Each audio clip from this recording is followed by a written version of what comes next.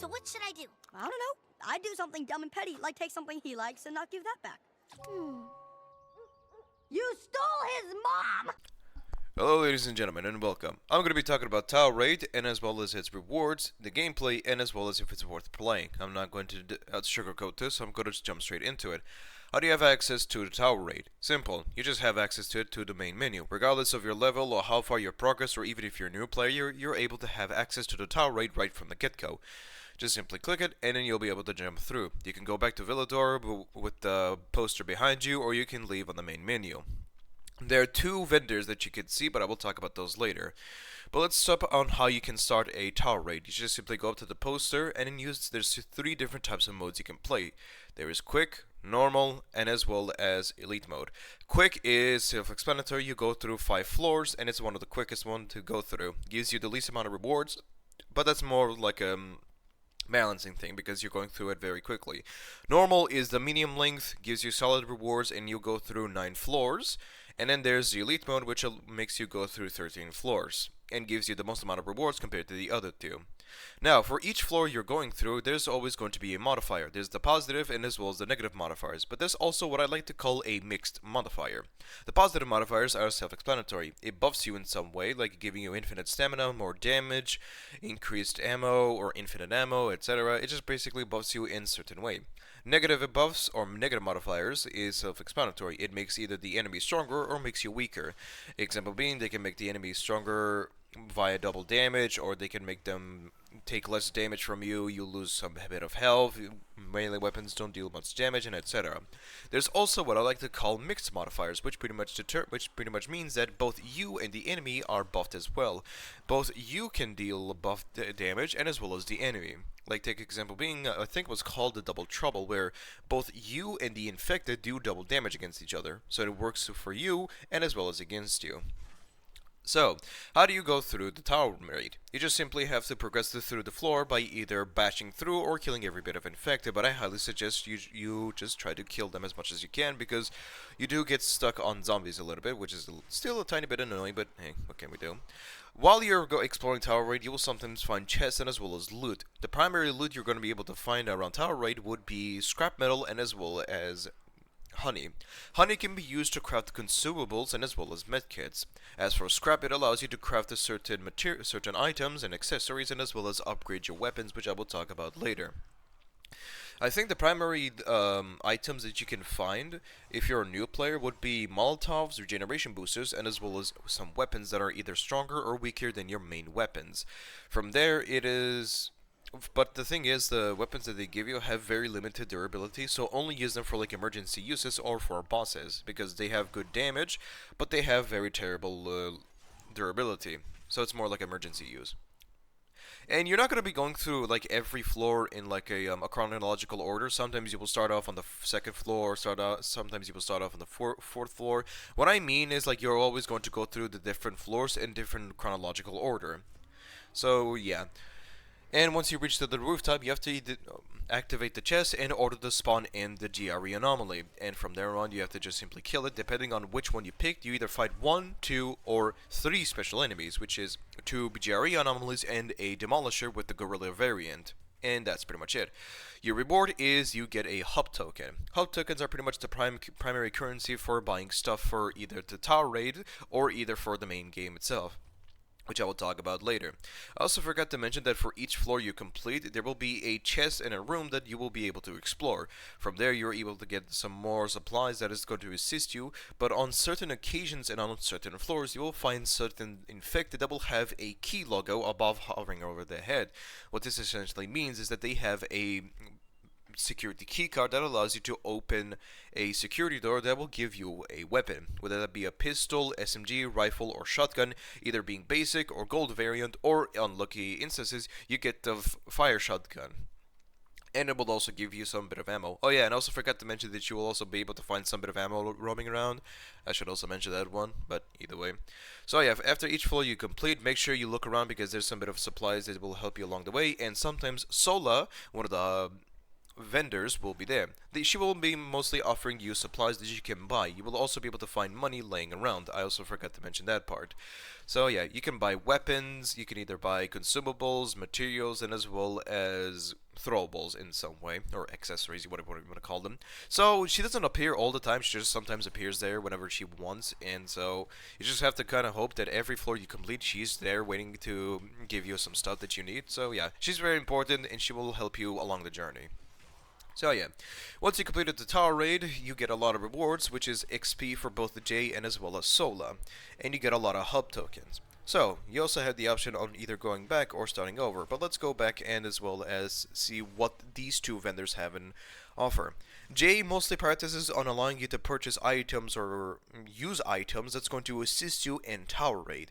Sola, on the other hand, primarily focuses on allowing you to buy items or goodies that will be transferred to the main game itself, whether that be weapons, armor, consumables, and as well as throwables. She also has a battle pass system, which is for free for everyone, that will allow you to get more additional rewards, and as well as the 3 unique items that's going to be able to bring to the game itself: the quiet dagger, the silenced pistol, and as well as a whole new outfit, which is pretty damn good. And as for J also will allow you to upgrade your character, which I will talk about later, but first let's focus on the vendors. Now, for J, you will be able to buy weapons or certain accessories that will be spawning in Tower Raid itself, or you will be able to upgrade it. Remember when I said that there's like Molotovs and as well as regeneration boosters that naturally spawn? Yeah, if you buy those from J, he will pretty much just upgrade them, make them much more effective. You'll also be able to buy consumables and as well as other accessories that you can craft yourself with either scrap or honey. Like I said, consumables uses honey and accessories uses scrap metal. You can also buy upgrades for your weapons, whether it be empowerment, electrical mods, and etc. And once you buy those items, you go to the workbench located in here, and from there on you're able to upgrade the class's weapons and as well as the accessories and the other blueprints that you have purchased in order to make them more effective, whether that be rage booster, grenades, etc. So you either buy items that spawn normally, or either upgrade them, or you either go up and buy some new blueprints that you can craft along the way. But keep in mind that you're going to have to look around for supplies or even materials in order to craft these, because the game doesn't directly give them to you, they just give you the blueprint that you need to craft from the start. And that's pretty much it. Now let's talk about the classes. There are 4 different classes. Scrapjaw is a tank of the class wielding a 2-handed weapon, mine, and a C4, and is able to craft a regeneration booster, but that is useless, do not bother. Scrapjaw is probably the best class in the game when it comes to beginners because of his sheer damage resistance that he gets, and as well as being a 2-handed weapon. And we all know that 2-handed weapons are pretty much the best in the game when it comes to using it against a whole hordes of enemies. And his special attribute is that he takes less damage and has the highest amount of health compared to the other classes. Toxbane is the damage dealer of the group, having a passive skill where he deals more damage with one-handed weapons and has the highest amount of stamina compared to the others. He is the damage dealer of the group, and that's pretty much it. He also has a poisonous throwing knife, which is not good, but it's still helpful when it comes to clearing out bombers. You also have Dusk, which pretty much is the range guy of the group. His special ability, or special trait, is that he deals more damage with ranged weapons. So crossbows, shotguns, whatever, or even throwing weapons for that matter, he's pretty good at it. Make sure you stay in the back and as well as fight your enemies in the distance, because he's very fragile, having the lowest amount of health, and his weapon, being a knife, is not exactly that particularly good. He also has a UV flashlight in order to prevent any sort of virals or biters to corner him. He's pretty much the best at killing like bigger targets, because his bow has a special trait where it deals more damage depending on how much health the enemy has. So that's a good thing. Next up is probably one of the weakest class in the game, being Breach. I'm sorry if you main Breach, but he's the worst. He has a very weird trait where he deals additional damage with parkour attacks. And parkour attacks are not really that good because you need to be constantly running around and constantly be on your feet. And parkour attacks are not really that efficient when it comes to dealing a lot of damage. It can maybe help, but it's not really that good. The only good thing about him is the fact that he has a grappling hook, which is almost useless, and he also has a explosive throwing knife, which is pretty damn good for clearing out hordes, but it's not really that good when it comes to clearing out bigger enemies. So yeah, which one should you be focusing as a beginner? Either Toxbane or Scrapjaw, those are your best bet. And they also have weapons which you can upgrade from the workbench to increase their damage and allow them to be upgraded, but it also will give them a passive stat. Next up is we have the skills, which are really damn good. You can use whatever skill points you have on whatever point or whatever skill tree you want to put. The maximum amount of skill tree you can get is up to 30, and you have to level up J in order to be able to get them. Anything beyond that, J will just simply give you hub tokens for you to purchase more stuff, which is pretty nice. There are 4 different skill trees that have their own functions. There's the one that primarily focuses on healing and tanking damage. There's also the other one that focuses on dealing high amounts of damage with melee weapons. There's also the other one that focuses on getting materials, increasing the effectiveness of ranged weapons and throwing weapons. There's also the 4th one, which is an entirely new one, that primarily focuses on buffing you in some way for every floor you go through, whether that be damage or increasing your ammunition, etc. And they're all good in their own ways, and you can use whatever you want. There's no restrictions of what you can't and can't use. There's no like class-specific restrictions. You can use whatever you want. You can also refund them and use whatever you want. Now, for the gameplay itself, it's pretty fun. I'd say it's very fun, but it does get a little bit annoying at certain times, mainly because that you do get stuck on zombies a lot of the times, but that is only if you're like not using Bash or Crowd Runner. Skills are going to be very useful on this one, specifically being Bash and Crowd Runner, because it will allow you to bash through zombies, normally where you would get stuck. And there will be a lot of times where you're going to be finding hundreds of virals coming at you at an instant. But considering how fragile they are and how good your weapons are against like crowded enemies, it's not really that much big of an issue unless you have like skills. It's like the thing is, the crowds are a little bit annoying at times, sure, but they're very easy to deal with. It's like they're annoying, but they're very easy to deal with. Like there's so many different ways that you can mess around with them, and many ways you can deal with them, that it's not really that much big of a problem. And the only complaint I can really say is the fact that there isn't any like parkour specific like floors. There are some areas where parkour is used a little bit, but not much. But I also kind of wish that they also had some bit of I also kind of wish that they also had some bit of like human enemy specific floors. But hey, I'm certain that they might add it in the future. But who knows? Are the rewards any worth it for completing Tower Raid? Yes, you get a chest that gives you too much materials, and you also get another chest that gives you a very powerful nocturnal weapon that is either very good or very useless, but it also gives you some bit of ammunition, trophies, and as well as some bit of accessories, or maybe even consumables.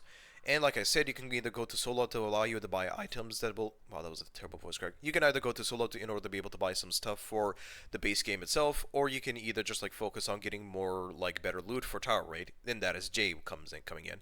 Is this fun with other players? Maybe. I have never played it with other people because I don't trust random, so I just mostly play solo. And solo does get a little bit chaotic and it's a little bit fun, but the only... I should also mention that the enemies do get stronger for each floor you progress through, meaning that they deal a little bit more damage and they get a little bit more tanky depending on like which one you play. The most amount of damage increase, the most amount of damage resistance they get is on the elite mode, where they get a little bit too painfully strong, and modifiers will play a very huge role within your gameplay, because you either get a modifier that completely messes up your run, or you get a modifier that makes you literally go through the floor without any problems. There are a lot of different floors that that forces you to do certain objectives, like on the mall one, where you have to try to open the door, but then you realize it's locked and it causes an alarm to go off. You have to go around and disable it, or you have to go through and kill certain bosses like a GRE anomaly, and as well as a demolisher, goon, whatever, etc. Or maybe you just have to hold your ground and defend yourself, and etc. A lot of them have their own different ways to complete the floor, and a lot of them have their own niches. And just make sure you look around for some supplies, and as well as look around for the keycard logo or the key logo above hovering a zombie's head. From there on, you're able to get yourself a security weapon. So, yeah, I'd say the reward is pretty worth it, as it's going to really help you a lot through the base game when it comes to materials and getting some good weapons. And Sola being there, like, she's going to also offer you some really good items and as well as good weapons that you can bring through the game itself. But considering how easy it is to get, like, good weapons in Dying Light 2, I don't think it's really that much important. But for armor and accessories and consumables, go for it. They're very worth it, in my opinion. There are some, like, very unique throwables, like the dynamite that was from the Call of Juarez collab that happened a while ago, but either way. So yeah, I'd say the mode is pretty much worth it. It does have its problems, but I'd say the tower raid itself is like very damn fun. There are times where it can be a little bit annoying, like certain like places where you have to push away like a cardboard like cabinet or some shit, and it takes like 10 seconds to do because like they extended it for some reason. That's also a bit annoying. And you also do get sometimes stuck on a zombie, which can be very annoying at times, but like I said, you're not really trying to like rush through these. It's best for you to like just kill them as quick as possible and like loot around. Like the game really encourages you to loot around because it's going to really help you drastically. And the zombies can be a little bit tanky because like I said, they get stronger for each floor you complete, and there will be times where a modifier can come in and like really mess you up to the point where you deal almost no damage, even if you're at the last floor. So it can really mess with you a lot. So be prepared for that one. You're relying on RNG a lot of the time, so yeah, good luck with that one. Oh, I also forgot to mention that you also have lives, and Jay also has like special seasonal perks to which they either increase how many lives you have or increase the chances of getting a better modifier. So yeah, because on default you have one more life, which means you could die one more times, and Jay will allow you to buy either 1, 2, or 3 additional lives. So yeah, but you have to level him up if you want to get the best like life increase. So yeah. So be careful of that one. You don't have infinite lives, so you have to be very careful. But don't worry, you will get more XP even if you fail, because for each floor you complete, you will be able to get XP for both Sola and Jay and some hub tokens. And it can be annoying at first because you are very fragile and very weak. You have almost no, like it's almost hard to like complete quick mode on Nightmare difficulty because of how powerful the enemies are, because you are very fragile and very weak without any skills, and the game itself on the trailer has said that you're going to be dying a lot. Let's be honest, you will fail a lot, but don't worry, you'll get tougher. Since with each failure you'll get new skills, become more powerful, arming yourself for the next run. But that's a good thing, because once you're slowly progressing through and you get the skills and the upgrades you need, you're generally going to start to be very powerful and pass through the floors without having any problem, even if modifiers come in and mess you up. Just make sure you get the right skills and you make sure you get the right modifications and as well as consumables, and you'll be able to pull through without any problems. So yeah, the mode is very fun, it's very engaging. It's not going to be one of those things where it's going to keep you playing for a very long time, but it's going to give you a very good quality time. It does its job, it's very fun and very interesting.